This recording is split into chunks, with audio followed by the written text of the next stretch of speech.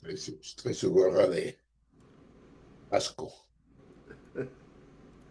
Muy buenas tardes, tengan todos ustedes. Les saluda Armando García, director de Radio Nuestra América, y está usted viendo el programa Nuestra Entrevista. Y estamos en la parte 2 sobre la plática sobre la situación en México.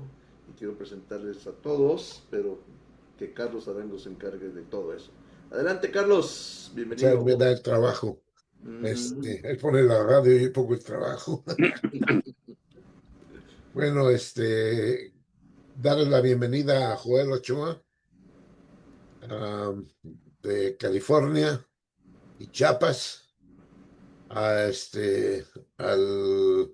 estimado Ramiro González de Jalisco y exalcalde de Cícero, Illinois, y Antonio Pérez Sánchez, el Che, ah, pues estudioso del derecho, profesor, maestro y, y escritor. Ese es las personas que están hoy y el motivo de esta conversación, que yo creo que habrá más, es la situación que se ha dado después de todo el surgimiento de el surgimiento de la política de Trump de amenazar a México en, pues, de manera radical, diciéndole que, pues, pidiéndole que pueda que le ayude, que México, que Estados Unidos pueda ayudar a México a, a extraer a los malos y también diciendo que si no lo hace, entonces seguramente podría utilizar las tropas por tierra para acabar con el narcotráfico. La presidenta de México, la presidenta Cona, este, la Claudia Sheinbaum, ha entregado, ah, y ese es un precedente importante, el número de personas, de delincuentes que ha entregado al gobierno de Estados Unidos, con lo cual podríamos decir que es el inicio de un rompimiento con Andrés Manuel López Obrador. Ojalá así sea. Este, pero bueno, la respuesta de Rubio a esto, es una respuesta en el sentido de que, pues, no es suficiente. O sea, no tiene llenadero. Entonces, dice, pues está bien, pero no es suficiente. Queremos peces gordos, ¿no? Esa es la cuestión, lo que está requiriendo. Y entonces, pues, resulta que el Chapo y todos los demás no eran peces gordos. Y están siendo cooptados por el gobierno de Estados Unidos. Entonces nos da a entender el, el Peter Pan Rubio que, que quieren más. O sea, que están buscando realmente peces gordos. Y ya hay toda una cuestión el día de hoy, entre ayer y hoy, que se habló de la Marina, gente ligada a Andrés Manuel López Obrador, que ya los están persiguiendo o culpando ah, por el huachicol, que es el huachicol, que es el fraude más grande en la historia de México. Se rebasó a la Casa Blanca, cuando menos vale por decir, porque es lo que se hablaba tanto de la Casa Blanca con Peña Nieto, pero esto ha rebasado todos los límites.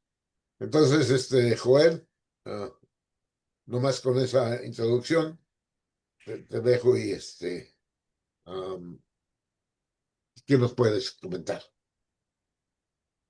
Pues gracias y gusto de ver a todos los que están aquí en este programa en este momento.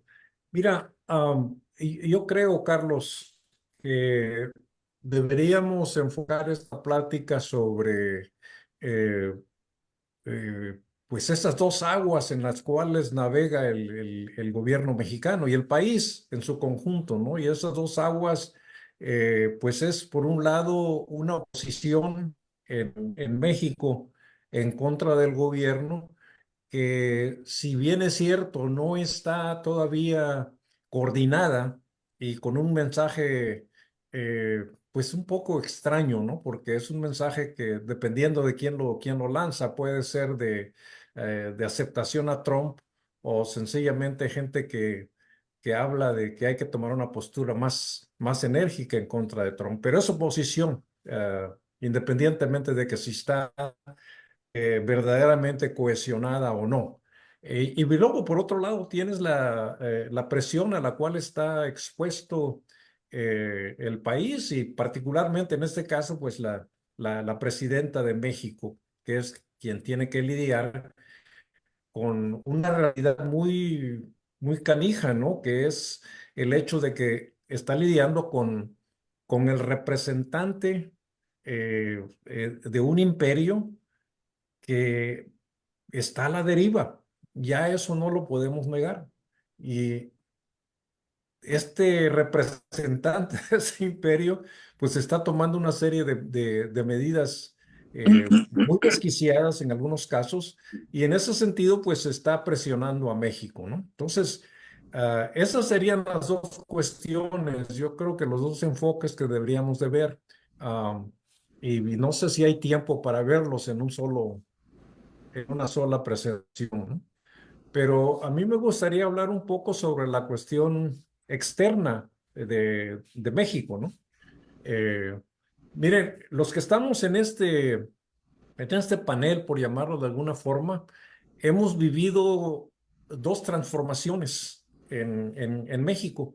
La, eh, y por supuesto no quiero involucrar a Ramiro porque Ramiro está mucho más joven que el resto de nosotros, pero los que vivimos los años 1970, por ejemplo, vimos ese proceso de rompimiento con un modelo económico anterior y la implantación de un nuevo modelo económico que no entendimos en su momento, no entendimos lo que estaba pasando en los años 1970. Se crean las bases en los años 1970 para la militarización de todo, sobre todo la mayoría de los países suramericanos, y se empieza a experimentar con ese capitalismo salvaje que muchos, muy a la cómoda, le llamaron neoliberalismo, ¿verdad? Entonces, nosotros presenciamos ese proceso. Y en ese proceso, México optó por la fácil, que fue aliarse incondicionalmente con los Estados Unidos ah, para los años, a principios de los años 80. Le entra México abiertamente a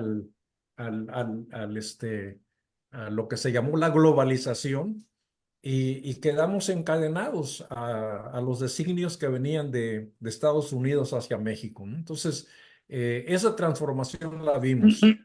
Ahora estamos viendo otra transformación, precisamente una transformación que se rompe, que viene a romper con ese modelo anterior y lo que acabamos de ver en Davos, particularmente con el discurso o lo que balbuceó ahí Donald Trump, básicamente fue anunciar un rompimiento, una ruptura con el modelo anterior, sobre todo con lo que respecta al aspecto de la globalización. ¿Y qué es lo que plantea Trump? Lo que plantea Trump es de que quiere regresar otra vez a que el poder hegemónico no sea el sistema, sino que el poder hegemónico otra vez vuelva a ser los Estados Unidos. Entonces, esa es la situación. Eso es en lo que lo que estamos enfrentando ahora. Y una vez más, nuestra generación lo vuelve a vivir, ¿no? algo muy peculiar, que nos toca vivir dos transformaciones muy malas a propósito. Entonces, en ese sentido, tenemos que ver qué papel está jugando México, qué alternativas tiene México, ¿no? También en Davos se dio un discurso por parte del primer ministro canadiense, este señor que se llama Mark Carney, donde Mark Carney habla de que, bueno, están los, los que tienen todo el poder, eh, y los que quieren imponer las nuevas reglas del juego. Y luego estamos, y así lo dice Carney, ¿no? Estamos nosotros los que estamos en un plano medio en que debemos hacer algo diferente. Y ella habla de una serie de cosas, ¿no? Algo que me llamó mucho la atención, algo que llama el aforismo, dice el aforismo de Tucídides, donde dice, bueno, el aforismo de Tucídides es el historiador griego ese que dice que hay que desafiar todo, ¿no? Que no hay que aceptar todas las cosas como se nos presentan. Entonces, lo que Canadá está planteando es que se debe enfocar, sobre todo los países medios, deben de enfocarse en, en desarrollar su propia economía, desarrollar su propia tecnología, usar más inteligente y estratégicamente sus recursos naturales. Yo diría que, de cierta forma, esa es una situación que podría aplicar a México, porque si bien es cierto que México no tiene una tecnología propia, sí tiene recursos naturales que puede utilizar como una arma de negociación, ¿no? Entonces, no hay que ser fatalistas. La situación sí está muy difícil en términos de cómo nos las está planteando Trump, pero no hay que aceptarla. Y yo creo que hay que forzar, hay que no tanto forzar, sino ponerlo en el debate de que México tiene que tomar, particularmente la presidenta en este caso, tiene que tomar una medida más desafiante hacia Estados Unidos y no únicamente estar aceptando lo que viene, que dicho sea de paso, es algo que se establece más claramente en los últimos tiempos con López Obrador, el sexenio de López Obrador, cuando a quien Trump en su primer término de gobierno lo acusa de haberse doblado, así dice, se dobló muy fácilmente, o sea, aceptó todas las condiciones que le estaban imponiendo. Entonces, uh, hay que evitar que México caiga en esa posición, ¿no? De que todo lo que le pide Trump, la presidenta lo tenga que dar, y más todavía, ¿no? Porque independientemente de que si son los buenos o los malos que están mandando a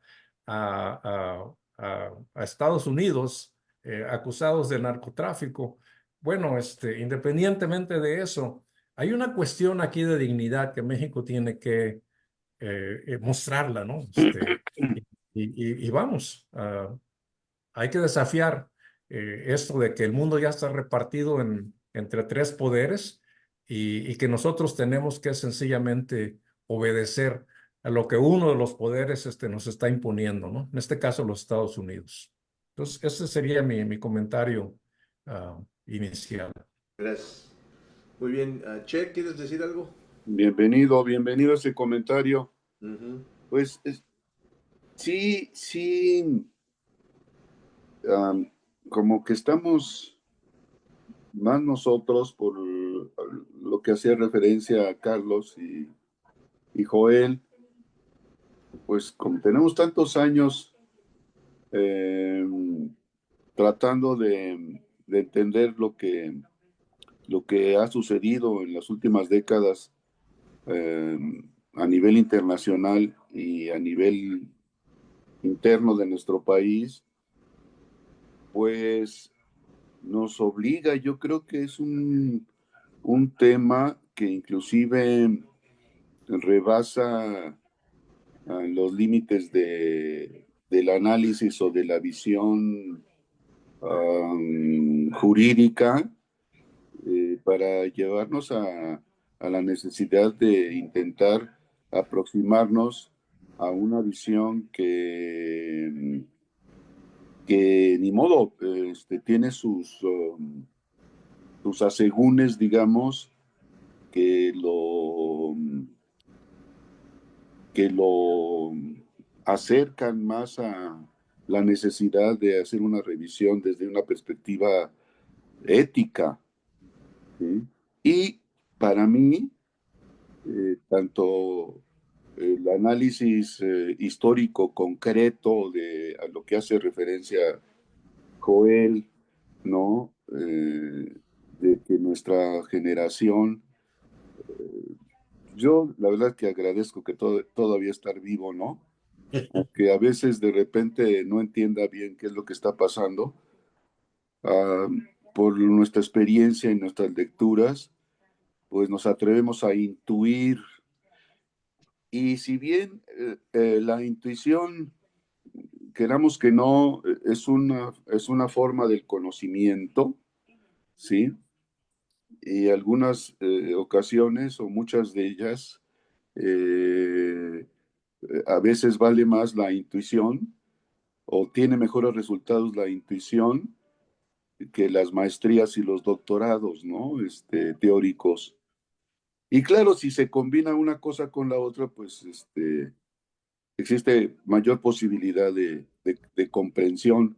Y como ya lo he dicho, bueno, pues eso me remite, ya se los he dicho no sé qué tantas veces, lo repito, me remite a la tesis onceava, ¿no? De la filosofía alemana, ¿no?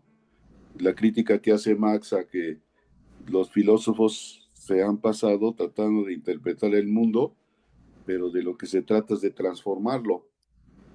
Y bueno, en cierta medida yo creo que eso tiene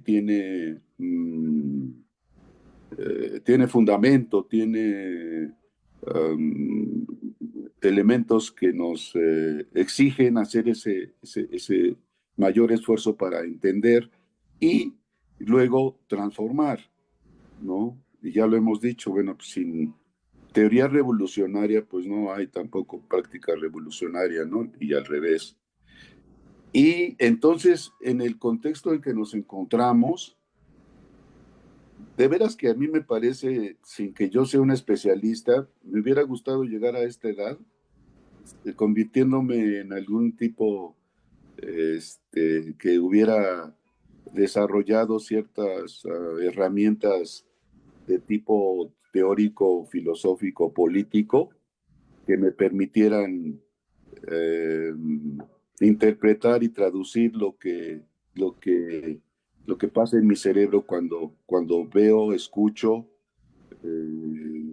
a los sujetos, ¿no? Que tienen en su posición, pues el poder de hacer lo que se les antoje, ¿no? En el caso concreto de Trump, bueno, pues es un monstruito que rebasa los parámetros al menos de los personajes. Y quién sabe, porque la historia está llena de personajes verdaderamente insólitos, ¿no? Este, los griegos y los romanos, no sé, pienso por ejemplo en Alejandro Magno, ¿no?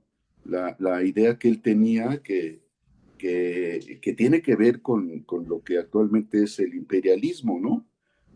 Alejandro Magno fue, ¿cómo se dice? Um, pues alumno de Aristóteles, ¿no? Y algo que, que trajo, digamos, el alejamiento entre ellos fue que el proyecto de Alejandro Magno era precisamente la conquista, ¿no? El imperialismo, llevar el imperio, ¿sí? A la conquista de todo lo que pudiera alcanzar, ¿no? A diferencia de Aristóteles pensaba en las ciudades-estados, ¿se acuerdan ustedes, no? La polis griega. Con ello, Aristóteles se sentía realizado, ¿no? y hablaba no de una única forma de gobernar, no de única forma de ser, pero sí reclamaba que los gobernantes para desarrollar sus políticas tendrían que conocer las características peculiares del lugar, ¿no? A eso le llama constitución. Es decir, lo que más adelante algunos autores hablan de los factores reales del poder, ¿se acuerdan ustedes de La Salle, no? Él hace ese estudio de manera formidable, ¿no? Bueno, entonces esta referencia histórica, filosófica, a mí me lleva a tratar de, insisto, de querer entender, ¿no? Yo, la verdad, creo que ya les he dicho, a mí hay cosas que me dan particularmente gusto y disfruto más, estoy seguro, disfruto más de descubrir algo que me favorece el entendimiento de ciertas situaciones que estrenar un auto nuevo, por ejemplo, ¿me entienden? O sea, para mí el conocimiento es una maravilla, man, ¿no? Y bueno, hablar de que uno conoce, pues está difícil, ¿no? Porque pues el conocimiento es infinito, ¿no? Pero ya en el caso particular que nos ocupa y a lo que Joel ha hecho referencia, es a lo que sucede en Davos, ¿no? Hace 2 o 3 días, ¿no? Coincido con él y quizás también con algunos de ustedes, en el sentido de que el discurso que articula el primer ministro canadiense eh, me pareció um, ah, pues, ¿Adecuado? me pareció un discurso, es que la palabra bueno no es suficiente, ¿no? Adecuado, ¿no? Por el momento. Adecuado, Ujú. ¿sí? No sé qué tan eficaz pueda ser, pero ya el reconocer que el modelo económico, político, geoestratégico que, que surge después de la Primera y la Segunda Guerra Mundial y la creación de todas estas instituciones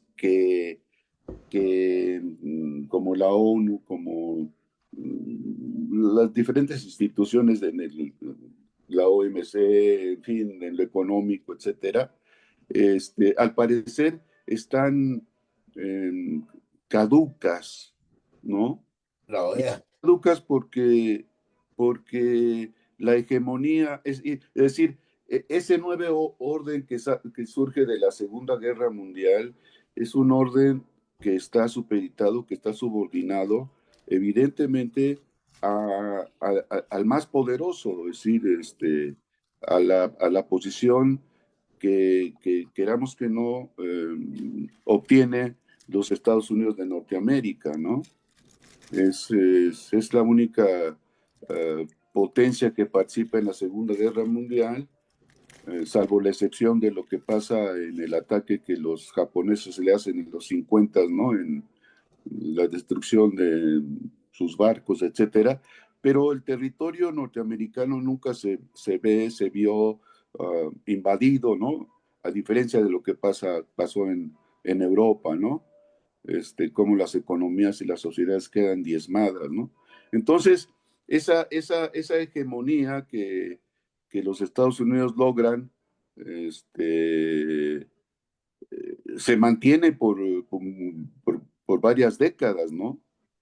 Y hay que reconocer, y yo creo que ahí hay que recordar el discurso de este señor canadiense, ¿no? En el sentido de que esa sociedad que era propia, digamos, de un modelo, pues resultado de lo que fue la Ilustración, la idea de que, digo, esto se lleva 800 años, ¿no? Toda la parte de la Edad Media, la Constitución, la construcción de los estados nacionales, las formas de gobierno que, que, que ya Aristóteles decía, ¿no? Las puras y las impuras, pues surgen nuevas formas, ¿no? El caso del parlamentarismo en Inglaterra, etcétera, ¿no? Las repúblicas que retoman las ideas de la Ilustración y liberales ya de autores como Montesquieu, como Rousseau, etcétera, pues se plasman en las constituciones, ¿no? Y ese modelo, nosotros le hemos llamado el modelo jurídico liberal, ¿no? Entonces, ese modelo jurídico liberal está siendo superado, ¿no? No para bien, sino subordinado a los intereses que en la actualidad pues están en juego, ¿no? Y están en juego pues fundamentalmente por el interés económico y el interés de todavía estirar hasta donde dé la liga, pues el sistema económico propiamente del capitalismo en esta nueva época, ¿no? Entonces eso nos obliga a analizar o a tratar de acercarnos a entender cuáles son las nuevas reglas del juego, ¿no? Cuando dice Carney, se apellida el primer Sí, ministro Carney, Carmen. Ujú. cuando dice, nosotros estamos, dice, que es una maravilla, ¿no? Dice, nosotros estamos en la posibilidad de ser los comensales o ser lo que se come, ¿no? Sí, Ujú. nos sentamos a la mesa como Ujú. comensal o somos el El alimento menú. que, que van a comer los comensales, ¿no? Sí. Entonces, sí, esa es una idea que me parece muy Ujú. gráfica. Este, Me parece interesante difundirla. Yo inclusive estoy pensando mañana. ¿Estás en la mesa negociando o estás en el menú? ¿Estás en el menú? Sí, Sí. ¿no? Entonces eso a mí me parece, por decir algo, extraordinario, ¿no? Esa manera. Y, y como que de repente no me cuadra con lo que yo estoy acostumbrado a leer de autores académicos, ¿no? Ese tipo de términos, no, como que no, pero son muy ilustrativos, ¿no? Para la gente que se interesa por estos temas, pues es muy interesante, ¿no? Bueno, entonces, yo podría seguir hablando mucho de esto, pero bueno, el tema es que el tema que a nosotros nos ocupa y nos preocupa es el papel que el Estado mexicano, y fíjese qué curioso y paradójico, ¿no? El Estado de momento parece una abstracción, pero total, man, ¿sí? Y aunque hemos estudiado cuáles son los elementos del Estado y le damos vueltas y que si la soberanía y que si no sé qué, ¿sí? Todo eso está ahorita en cuestión, en cuestionamiento, ¿no? Entonces, ante una situación como esta, ¿cuál puede o cuál debe ser la posición del gobierno mexicano?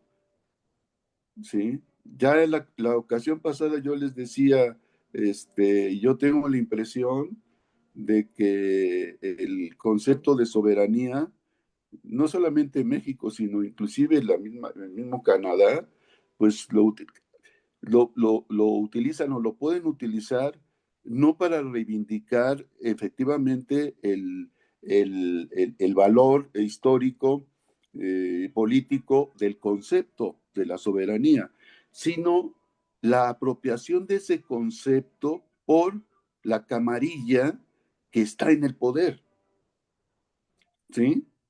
Porque ya que eso lo decía Joel la ocasión pasada, ¿cómo es posible hablar de soberanía, ¿sí? Cuando la mitad o a lo mejor un poco menos de la mitad del territorio mexicano está controlado por no por el Estado, ¿no? O sea, la soberanía tiene esos dos puntos, ¿no? Esos dos referencias. La soberanía hacia el interior de la comunidad, de la población, y la soberanía en el terreno internacional, ¿no? Entonces acá tenemos que tratar de aclarar eso y qué tanto los países como el nuestro, ¿sí? Inclusive aquellos a los que hace referencia Carne, ¿no? Están en condición de reclamar y de reivindicar y de defender, ¿sí? Bueno, ya para terminar, creo que este tema da para mucho, pero hay que aprovecharlo para reflexionar y bueno, yo este, terminaría en esta intervención diciendo que uno de los compromisos y que no solamente es un compromiso moral, sino que es una obligación, es cuando Carney y otros hacen referencia a los derechos propios que emanan y que son el motor de la Revolución Francesa y antes de la separación de los gringos, principios liberales de la libertad, la igualdad, la dignidad, etcétera, etcétera. Hay que recordar algo. Desde la declaración de, si mal no recuerdo, de 1700, 80 y algo, la Declaración de los Derechos Humanos, ¿sí? Ahorita no recuerdo el artículo, pero lo podemos encontrar, ¿sí? Establece, ¿sí? El denominado derecho de resistencia, es decir, el derecho a la opresión, el derecho a defenderse de los gobiernos autoritarios, ¿sí? Y creo que este derecho ahora va a ser más que nunca necesario entenderlo, porque como dijera Hans Kelsen, ¿no? Aquel en el mundo, en el contexto internacional, aquel que agrede, aquel que invade, aquel que niega, aquel que persigue, se pone en contra de lo establecido de la sociedad y de las reglas de convivencia. Entonces, los pueblos en el terreno nacional y en el terreno internacional ya no solamente tienen el derecho a oponerse y de resistir, sino tenemos la obligación. Y fíjese, con eso podríamos entrar a otro tema que después lo quisiera platicar. Muchas gracias.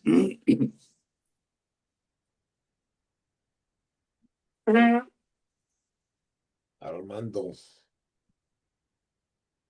Yo me retiro, compañeros. Ok, sí, ya te iba yo a decir que... Compañero Joel, le quería comentar que bueno, el comentario que hizo de lo de la edad, ah, pues yo le quiero dar gracias a todos ustedes por, por estar en la trinchera siempre desde muy temprana edad, que es parte de lo que en mi caso personalmente me inculcaron en la casa, de poder tomar lo que viene siendo la responsabilidad cívica, eh, no nomás para defender derechos de uno mismo, sino los de otros. Am, y bueno, como Carlitos mencionó, pues aquí a mí se me dio la oportunidad de poder estar en el gobierno, pero no nomás por lo que yo traía y lo que se dio orgánicamente, sino por el pavimento que se fue haciendo, los caminos que se pavimentaron con personajes como Carlitos y Rudy Lozano aquí en Chicago y otros personajes que ya traían esa trayectoria de, de esa lucha, ¿no? Y, y eso a mí me ayudó bastante. Entonces, es bueno reconocer esa parte. Y, y bueno, cuando ustedes estaban en la lucha como universitarios, y sí, yo andaba en pañales, seguramente. Pero es algo que que los que lo podemos ver y lo podemos apreciar, ah, nos toca como responsabilidad de continuar con otras generaciones, inculcándoles lo mismo, ¿verdad? Este, obviamente estamos viviendo algo muy importante en esta globalización que se menciona, porque pues son ahora sí ajustes de no nomás de poder y socioeconómicos, ¿verdad? De un país con otro del gobierno de cada país hacia abajo, a sus residentes. Y México ha estado viviendo esa evolución, una y otra vez cada sexenio. Y bueno, es un tema que yo creo que ah, lo debemos de seguir hablando porque es un tema ah, en el que estamos viviendo ahorita y atender el que nos ocupa ahorita y nos preocupa, como mencionaba, pues es cómo se están violando esos derechos internacionales y civiles, digo, tanto aquí como allá en México, ¿no? Y cómo de esta plataforma aquí con Armando y los participantes hoy, hasta dónde va a llegar aparte de los cuatro que estamos aquí hoy, ¿no? ¿Cuál es el siguiente paso? Creo que tenemos suficientes aliados a diferentes niveles de gobierno como para que esto se extienda en un diálogo y con los que sí pueden hacer el cambio de ambos partidos, que también participen, presionarlos a ese nivel, a que participen y entiendan ah, cómo pensamos, el por qué pensamos así, y para que cuando les toque en su momento votar en su curul, tanto aquí como allá en México, pues que ya lleven esa sensibilidad. Sabemos que en el gobierno, por lo más fácil es, no importa la opinión pública de izquierda, derecha o de centro, sino que cómo nos vamos a poner de acuerdo en los curules, ¿no? Y ya ahí se perdió como funcionario el, la responsabilidad y fiduciaria de cada uno de los que tenemos que representar a esa población. Entonces ahí ya empiezan a votar en sus propios intereses y no en los intereses a los que fueron electos. Y ahí es donde creo que pues es una tarea muy cuesta arriba, por decir, porque en campaña podemos estar de acuerdo con todo lo que la gente quiere y ya en la trinchera ya cambia el escenario, ¿no? Entonces, creo que en Estados Unidos, conforme se está evolucionando, pues todo este infierno, por decir, porque hay muchos quien lo ven como infierno, hay otros que ni atención le ponen, ¿cómo es que sí podemos luchar por tener la atención de los que tienen la mayoría en este caso? Por ejemplo, el lado republicano.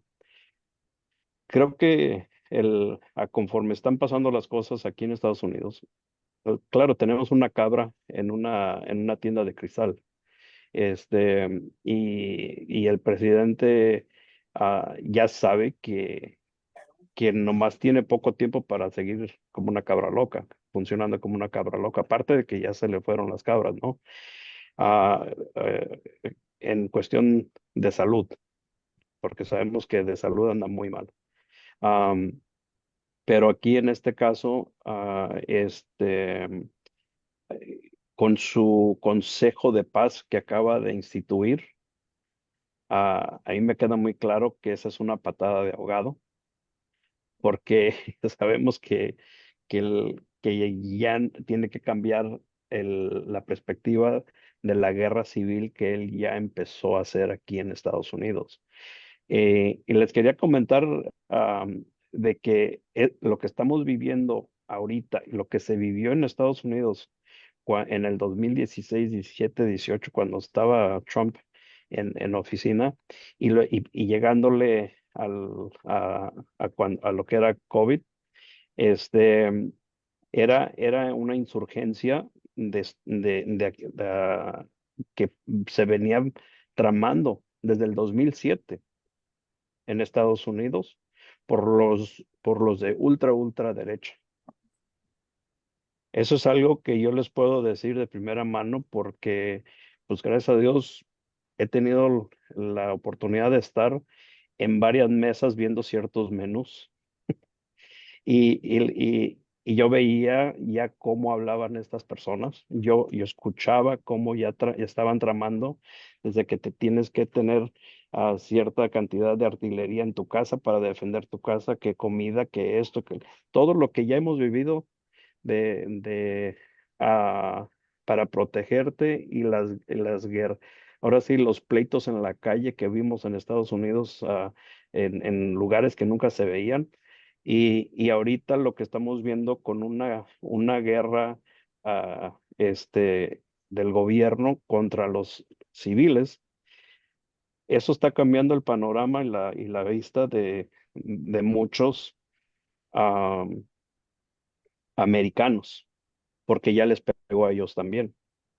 Hay que recordar que en Estados Unidos, o tomar en cuenta que en Estados Unidos, al que no le duele la muela no va al dentista.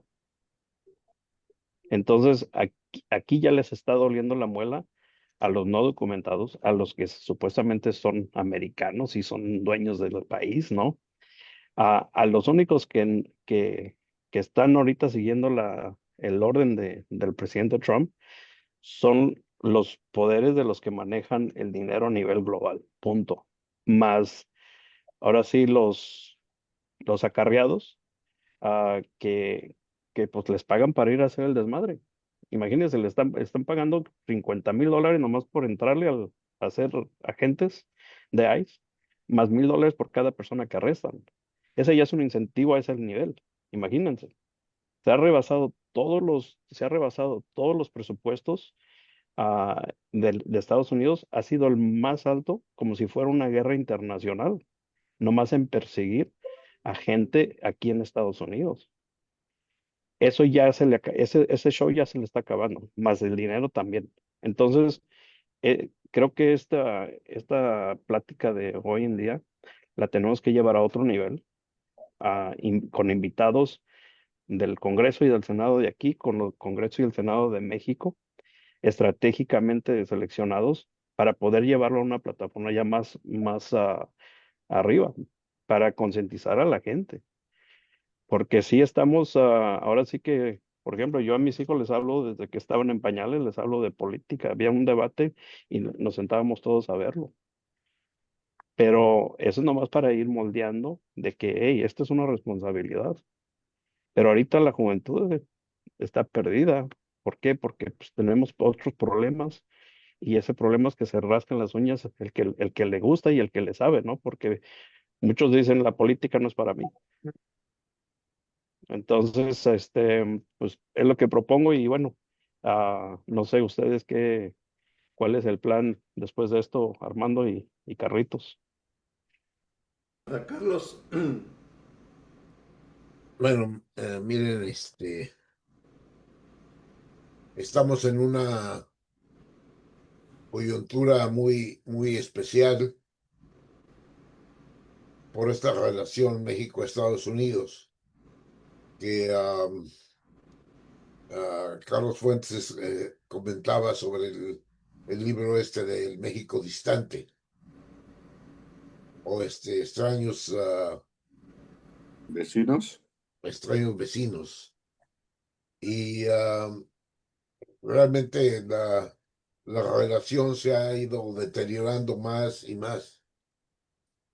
Yo creo que esa relación ya es una relación que cada vez es más, am, pues difícil. Es una relación ya, donde el gobierno de Estados Unidos, pone en la picota a México. Antes, bueno, durante el periodo de Echeverría o el periodo de Díaz Ordaz, ah, lo que sucedía era que los propios presidentes eran agentes de la CIA. Entonces, pues no había tanto conflicto porque había una contención y eran estos agentes los que moldeaban la realidad del país. Ellos eran los que al fin y al cabo, le decían a Estados Unidos cómo estaba la cuestión. No te preocupes, yo lo resuelvo. Cualquier conflicto que hubiera. Así se lo planteaban. Pero el deterioro viene con el Tratado de Libre Comercio, curiosamente, porque ya ahí hay una ah, presión muy fuerte contra México a través del tratado, en el aspecto económico, en el aspecto de, bueno, el aspecto económico y el aspecto de las tarifas, de las multas que ponían, o que incluyen el tratado. Entonces el tratado, en realidad, podemos decir que desarticuló el agro mexicano. Y entonces dejamos de comer tortillas de México para comer tortillas de maíz que es enviado desde Estados Unidos. En realidad, lo que sucede es que ah, la famosa idea de la autonomía alimentaria fue en decadencia. Carlos Fuentes, perdón, Carlos Monsiváis, eso de los Carlos, este, Carlos Monsiváis decía que es la primera generación de mexicanos No, de estadounidenses nacidos en México. nacidos en México. Ujú. Y Carlos era muy, muy, muy agudo en cómo percibía él la sociedad mexicana. Y ahí fue claro que lo que estaba diciendo era que estábamos perdiendo ya la, toda esta cuestión de que se habla de la soberanía. O sea, la soberanía se ha ido perdiendo día con día. Ah, el- y la propia identidad nacional.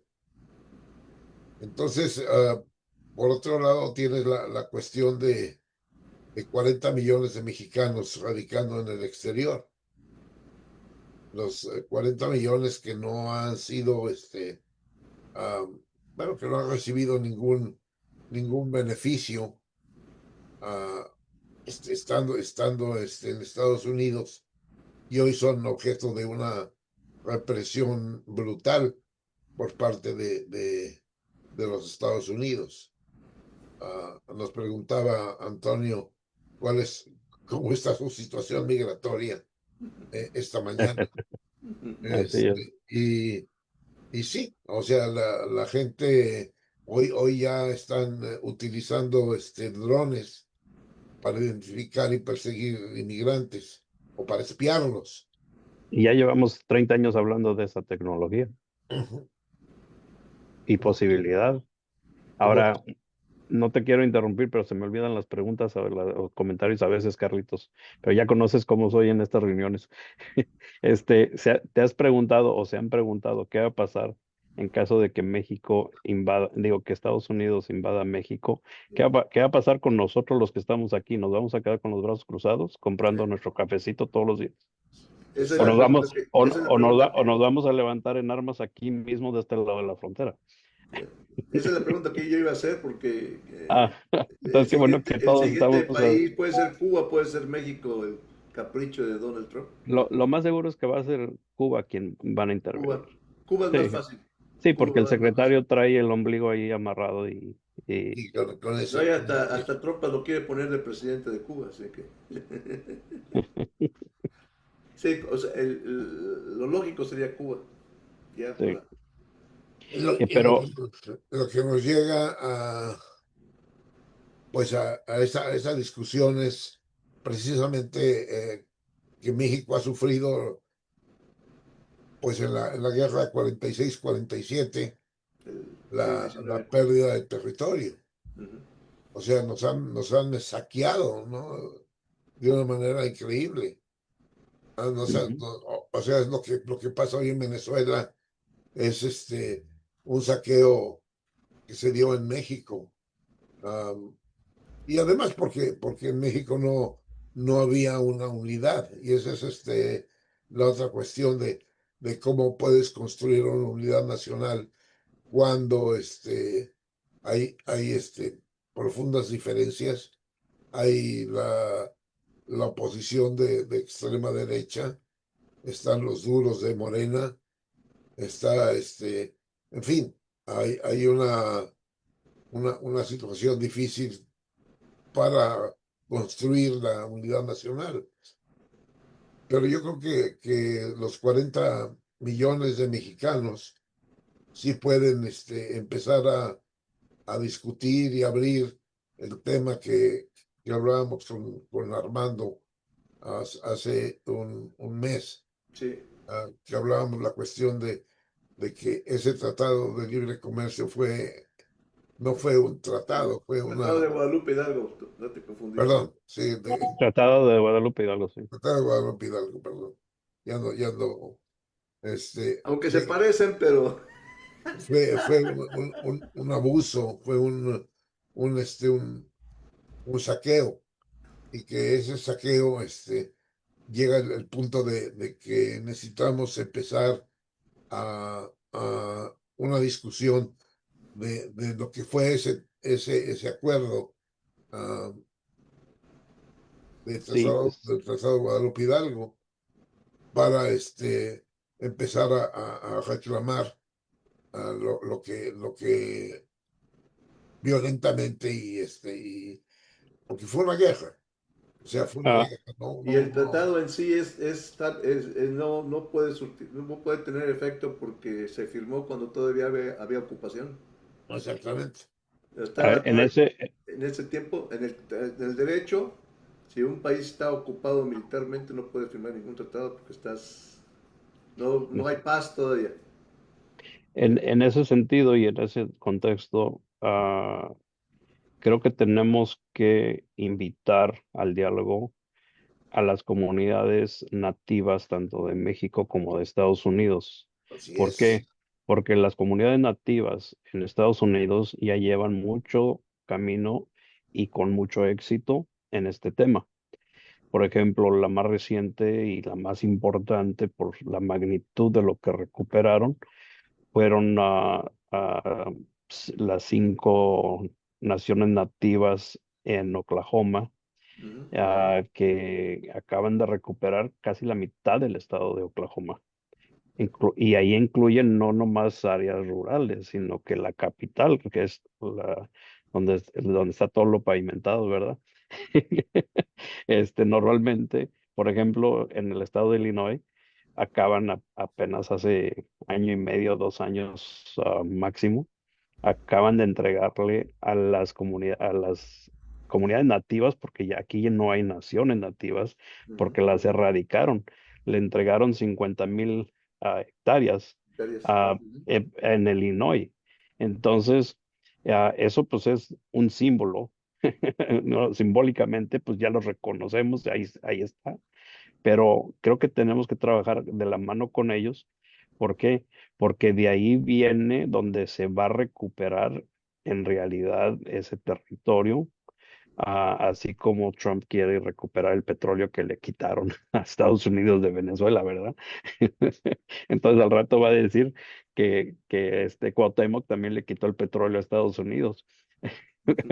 Entonces yo creo que enfocarnos en esa parte también de invitar a los que sí tienen y tienen voluntad, nomás que pues es obvio que también son grupos muy pequeños y bueno, los recursos que tienen las comunidades nativas aquí es muy importante.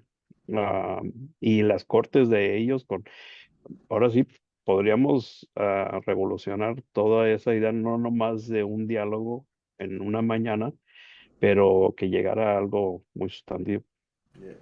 Por ejemplo, el Tratado de Guadalupe Hidalgo en México, pues no hay voluntad política ni de moverle.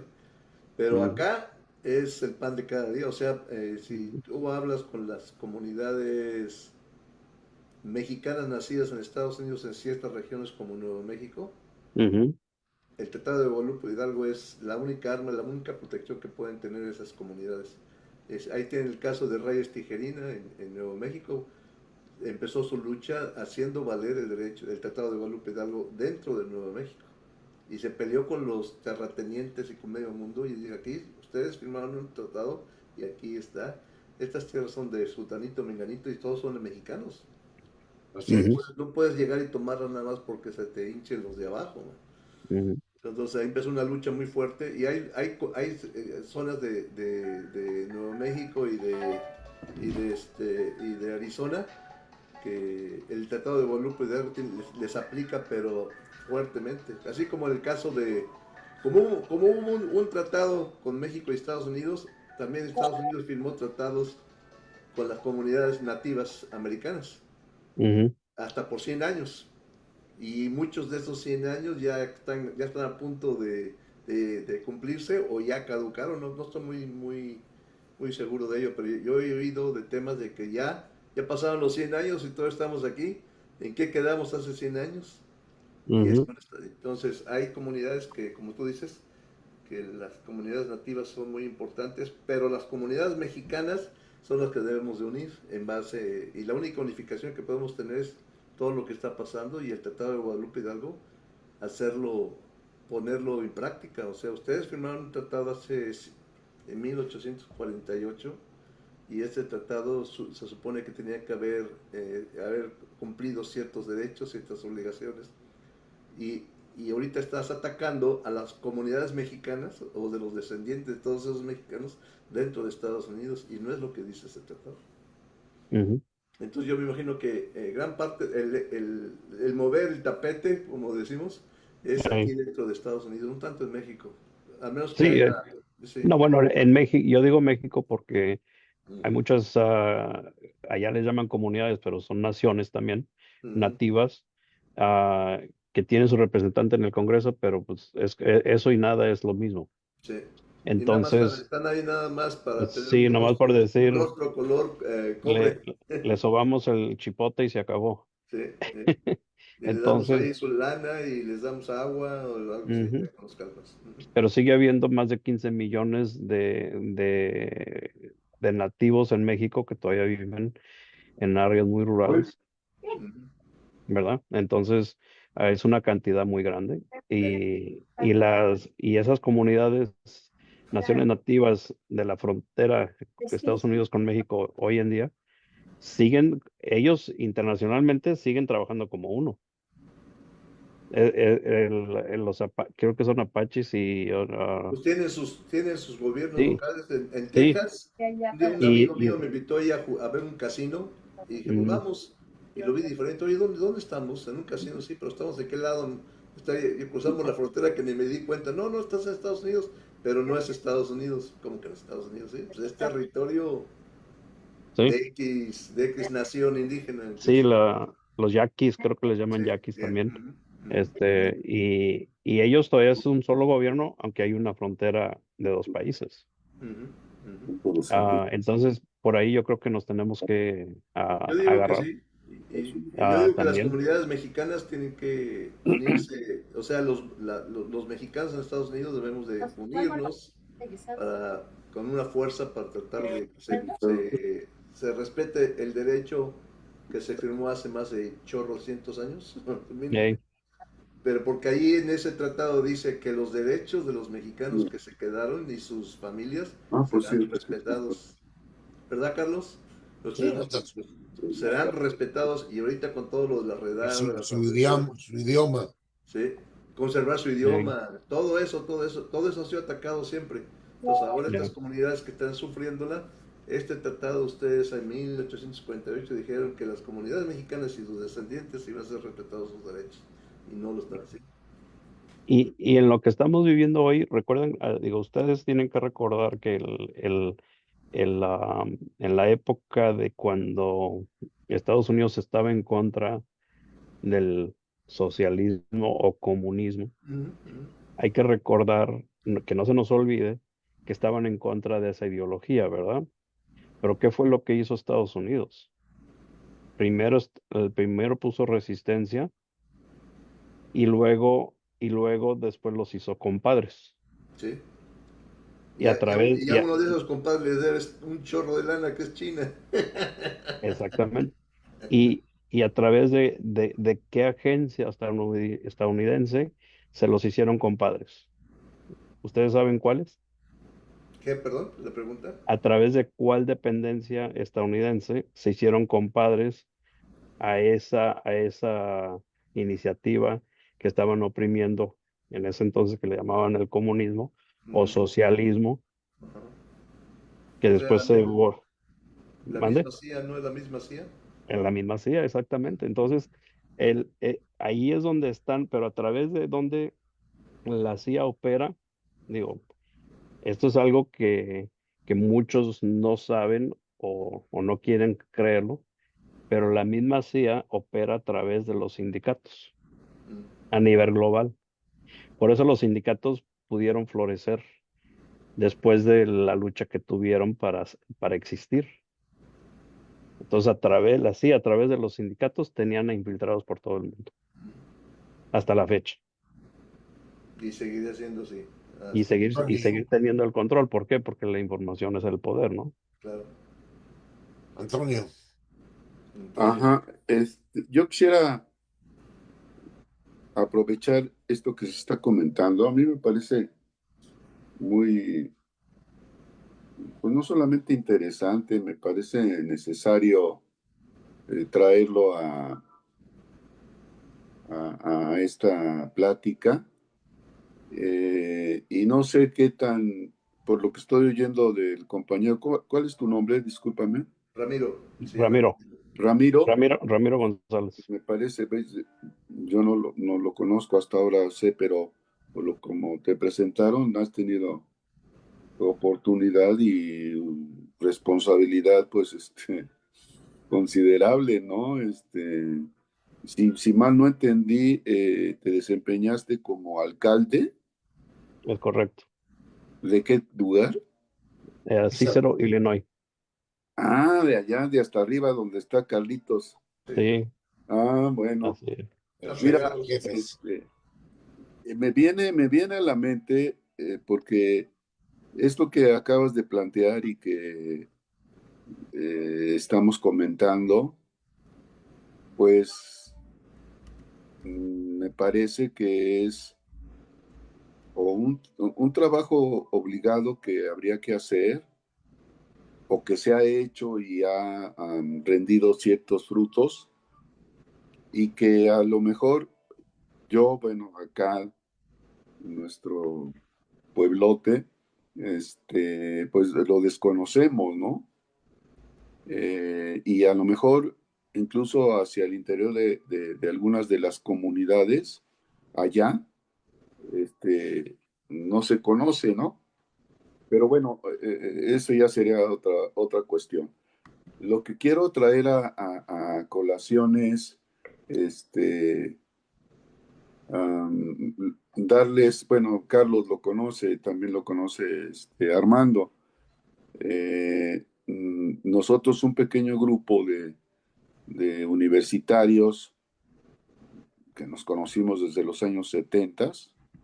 A lo mejor Ramiro conoció a a nuestro buen amigo Armando Vázquez. De la Universidad de Long Beach, en California. Armando Vázquez, no recuerdo muy bien Ya, ahorita. profesor, ya se nos fue, pues, se nos Ah, adelantó. Se- no creo que es- haya tenido el gusto de conocerlo. Ujú. bueno, ahí a lo mejor por ahí te podemos proporcionar algunos datos, pero mira, Armando, pues dedicó toda su vida a dar un trabajo político muy importante, ¿no? A la comunidad de inmigrantes y estuvo en muchas batallas. Carlos Arango lo conoce más que yo. Bueno, pero lo último que hizo este compañero fue usando, digamos, la plataforma institucional de la universidad allá en San Diego, No, en Long Beach, Long Beach. de Long Beach, perdón, de Long Beach, creó un centro de estudios de temas que tienen que ver con la migración, etcétera, ¿no? Pero en los últimos años él desarrolló un trabajo con lo que se ha Con los denominado Dreamers, con los de Dreamers. los Dreamers. Mm, Entonces, en varias ocasiones él traía grupos de jóvenes de diferentes estados de la Unión Americana y aquí en el Distrito Federal nosotros lo apoyábamos para realizar algunas actividades en el ámbito, digamos, cultural, político, turístico, etcétera, etcétera. Bueno, entonces, en uno de esos viajes trajo a una chica que es de Arizona. Ella es inmigrante allá en Estados Unidos desde que estaba jovencita. Ella se llama Karina Ruiz. No sé si hayas oído hablar de ella. No. Bueno, Senadora, Karina Hola. Ruiz, Ok. senadora después migrante. después de una serie de gestiones que se hicieron, en las que yo inclusive participé, logramos que Morena y particularmente Claudia Sheinbaum le diera el aval, la apoyara, de tal manera que se logró que Karina llegara al Senado. Actualmente es senadora inmigrante. Ok. Entonces, lo pongo a la mesa para que veamos qué tan importante puede ser que nos acerquemos a ella. Yo tengo contacto con ella. Yo estuve hace 2 meses allí en la Cámara de Senadores y voy a regresar a la Cámara de Senadores a presentar un libro. Entonces, se lo recuerdo para que lo consideren y veamos si estas ideas que ahorita se están compartiendo podríamos pues concretarlas en algunas acciones, ¿no? En alguna reunión, pero bueno, lo dejo a la iniciativa de ustedes. Desde ya les digo que, bueno, cuenten conmigo para que yo sirva de contacto con ella, ¿no? Ok. Entonces, bueno, pues es lo que puedo yo Pues sí, comentar. aquí yo creo que es una iniciativa, tiene que ser una iniciativa de inclusión para que entre más personajes, no importa en qué ideología ah, se mueven, escuchen la importancia de lo que está pasando y hacia dónde se puede descarrilar el futuro, ¿verdad? Ahí estaba mostrando Carlos un libro de malos mexicanos de Kelly Hernández, ¿no? Creo que sí, ¿verdad? Es excelente libro. De Kelly Hernández, sí, yo lo leí, también lo tengo yo acá. Malos mexicanos al grito de guerra.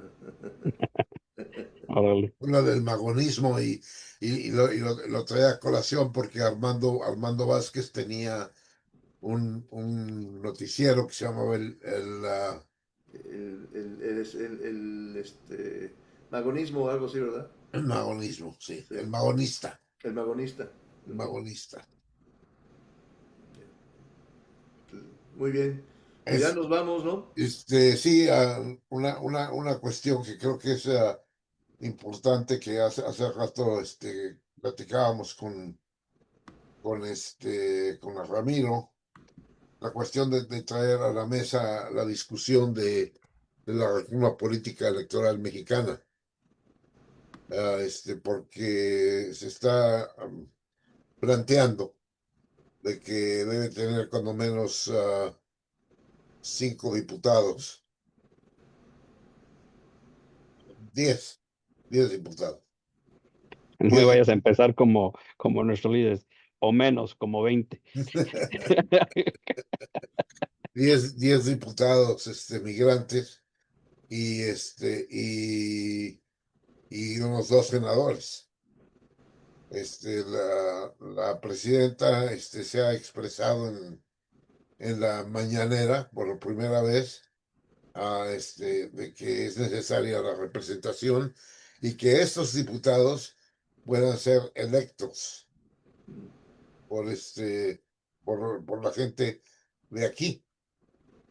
El Entonces, tema ahí, el tema ahí sabemos que a la comunidad migrante, y más en Estados Unidos, el mexicano en el exterior, los políticos y de todos los partidos ya nos vieron como competencia y no como aliados. es- Eso ya es, y cada vez a ti te ha tocado, Carlitos, que has recibido desde AMLO cuando eh, era alguien que, que tú simpatizabas bastante con él y con su ideología, y ahora ves que que ha atropellado toda la ideología, ¿verdad? Ah, y a mí mi experiencia con desde que yo me empecé a codear con funcionarios, estaba Manuel Bartlett, de gobernador en Puebla, y yo platicaba con ellos el tema de representación de migrantes en el Congreso y en el Senado de México y a niveles locales. Y pues nos veían como, pues, ¿de qué estás hablando, verdad? Como un bicho raro el comentario, ¿no? Conforme va evolucionando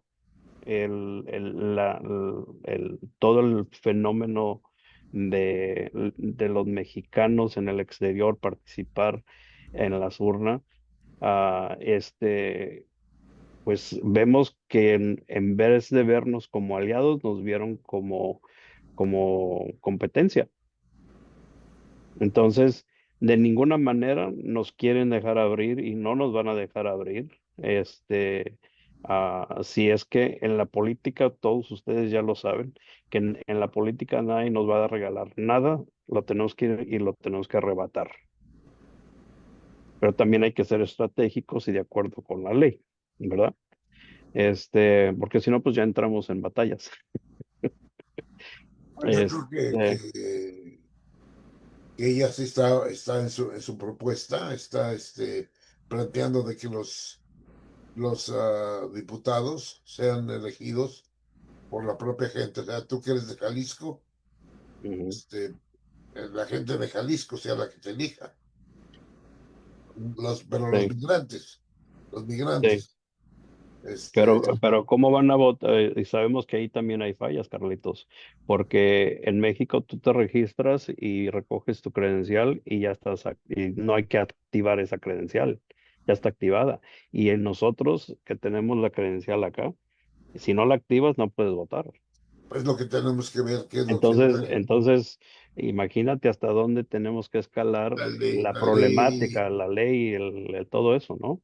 la ley secundaria y todo eso. Yo creo que eso es lo Ujú. que tenemos que ver, pero pues en fin, lo importante es poder analizar esa ley y ver qué es Y, lo que nos y, beneficia y qué y es lo que vamos a, no nos beneficia. digo, y tomar en cuenta que 5 o 10 el número que estén proponiendo no le llega a una décima parte de 1%, Ah, no. cuando sabemos que si es por proporción, estamos hablando que una tercera parte de los mexicanos vivimos en el extranjero, que significa que una tercera parte del Congreso y el Senado debe estar de este lado de la frontera, ¿verdad? Eso no lo van a permitir. Pero Eso por no lo eso, van a permitir. Este, bueno, pero hay que empezar por algún lado. O sea, ellos empiezan con 3, 4 morusas y nosotros queremos ir por una tercera parte del pastel. Entonces, ¿a dónde vamos a llegar en toda esta batalla? ok, Ok, pues nos vamos. Muchas gracias a todos ustedes por estar presentes y vamos a la siguiente sería el tema sobre México parte 3, ¿no? sí, Bueno, señor. Pero podríamos tener un programa, yo siempre se lo proporcioné, pero lo hablamos, Carlos, es tener un programa aquí en la radio sobre el Tratado de Guadalupe Hidalgo, traer gente que sepa del tema. Febrero, ¿no? En febrero 12 se cumple un año más de la firma del tratado, febrero 2, entonces hablar de ese tema, pero invitar a muchos de los que aquí en Estados Unidos, ¿no? Los que conocen, Académicos. sí. Por ejemplo, en la Universidad de Arizona, creo que en Tucson, se aventaron en el 2011 cerca de 10 sesiones sobre el Tratado de Guadalupe Hidalgo, pedido Cabrón. por la misma comunidad mexicana, o mexicana nacida en Estados Unidos, que se sentían sin derechos. Entonces la universidad abrió un tema y estuvo como 10 sesiones sobre el tema del Tratado de Guadalupe, desde el 2011. Entonces, a lo mejor empezar a contactar personas que sepan de eso, muchos de los estudios chicanos. No sé si Ruri Acuña todavía esté vivo, no me acuerdo. Sí, está vivo, está sí, vivo. ya está grande, más de 90 años. Pues ya está viejito, Sí, pero está vivo. cuestión de buscar toda esa gente que ha manejado el Tratado de Guadalupe Hidalgo dentro de las universidades. Así es que el Che le va a poder decir, estás vivo todavía. Ah, sí, sí, sí, le vamos a decir. Entonces, no sé, es cuestión nada más de ponernos de acuerdo los que estamos acá en Estados Unidos, de mover el tapete, ¿no? Por eso Carlos se animó, porque de repente salió muchos temas de Guadalupe Hidalgo en las redes sociales, que dije, hay que hablar sobre ellos, ¿verdad? Entonces hicimos el Es que programa. es de la única forma que creo que podemos recuperar y poner un frente hasta a los atropellos de un gobierno como el de Trump. Sí. Pero aquí, bueno, yo inicié una non-for-profit con nativos aquí en Estados Unidos Ujú. en el 2020, ah, precisamente para empezar a conectar todas las naciones nativas en el continente americano. Y Estados Unidos está en contra de las naciones nativas porque imagínense, Claro. muchos de los nativos de Estados Unidos no pueden viajar en un avión porque no tienen una identificación o un pasaporte, porque ellos con su orgullo y su soberanía no necesitan un pasaporte americano y por lo tanto no pueden viajar, pero tienen aeropuertos internacionales, pero no tienen aerolíneas internacionales, no tienen tienen una identificación pues como las que nos daban De las ah, tribus, una de tribu las de tribus, las tribus. exactamente. Entonces, la idea en ese entonces, y sigue siendo, que con la tecnología, pues que tengan sus credenciales y sus pasaportes al par en tecnología con la de Estados Unidos para que la pueda aceptar a ese nivel de nación a nación y que se pueda Es utilizar que como... los tratan como una etnia, ¿no? Sí, Así. exactamente. Entonces, aquí la idea era de que, ok, todos los que están indocumentados en Estados Unidos, váyanse a vivir a una reservación nativa y a empezar a construir la economía de esa reserva. ¿Por qué? Porque tienen el terreno y tienen todo. Yo les daba de números, por ejemplo, de Cícero. Cícero somos 6 millas cuadradas, Mm. pero manejábamos en todos los presupuestos que manejábamos, desde parques, escuelas, bibliotecas, ayuntamiento y la educación pública, era casi, en un año fue casi 900 millones de dólares para una comunidad que le estaba pegando arribita de los 100,000 habitantes. Entonces, ¿te imaginas el presupuesto que se podía manejar en las naciones nativas si nomás 100,000 mexicanos nos mudamos a una nación nativa?